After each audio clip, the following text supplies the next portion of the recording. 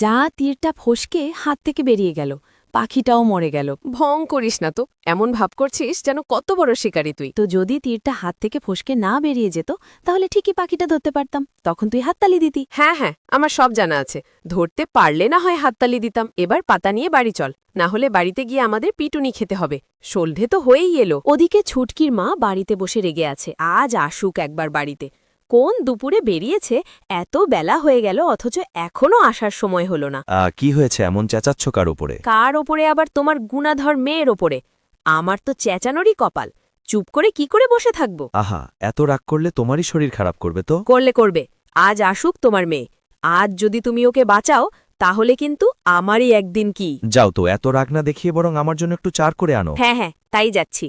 তবে আজ তোমার মেয়ের কপালে শনি আছে। কিছুক্ষণ পর ছুটকি বাড়িতে ফিরে আসে। বাবা, মা রান্না করে গেছে? হ্যাঁ, তোর জন্য আমি না কবে তোর মায়ের কাছে বকা খাই। কাল থেকে একটু তাড়াতাড়ি বাড়িতে ফিরবি। আচ্ছা বাবা, তাই হবে। এবার ঘরে যা, পড়তে বস। এই ধরো তোমার চা। সত্যি ছুটকির মা, তুমি মেয়েটাকে তখন শুধু শুধু বকাঝকা করলে। ওই দেখো, তোমার মেয়ে কি সুন্দর করে পড়ছে। ও কখন আসলো আমি কি করে বলবো?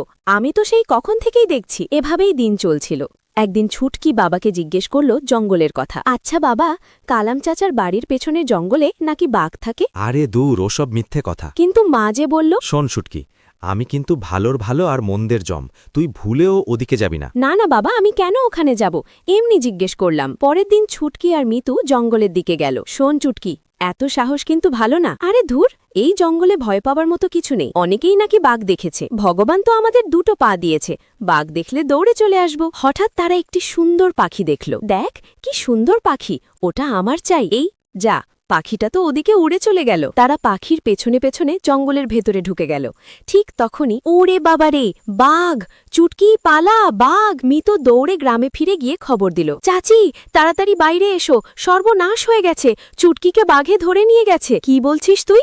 আমার মেয়ের কি ক্ষতি হলো? কান্নাকাটি না করে বলো কি হয়েছে। বাঘে চুটকিকে ধরে নিয়ে গেছে। চলো সবাই জঙ্গলে যাই। হ্যাঁ, আজ আমার সন্তানকে নিয়ে গেছে, কাল অন্য বাচ্চাদেরও নিয়ে যাবে। এদিকে ছুটকি গুহার ভেতরে গিয়ে দেখে বাঘটি কাঁদছে। বাঘ হয়ে তুমি মানুষের মতো কাঁদছ কেন? আমার নাম নীলি, এক শয়তান জাদুকর আমাকে বাঘ বানিয়ে রেখেছে। তাহলে আমি তোমাকে সাহায্য করব। লাল দিঘির সোনালী পদ্ম এনে আমাকে স্পর্শ করাতে পারলে আমি মানুষ হয়ে যাব। ছুটকি সাহস করে সোনালী পদ্ম এনে দিল। এই তো, আমি আবার মানুষ হতে পেরেছি।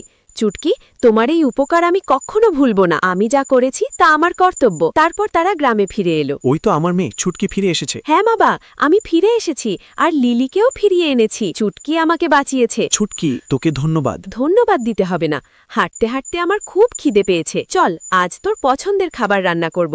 তবে কথা দে, আর কখনো আমাকে না বলে কোথাও যাবি না। আচ্ছা মা, আমি কথা দিচ্ছি, আমি তোমাকে না বলে আর কোথাও যাব না।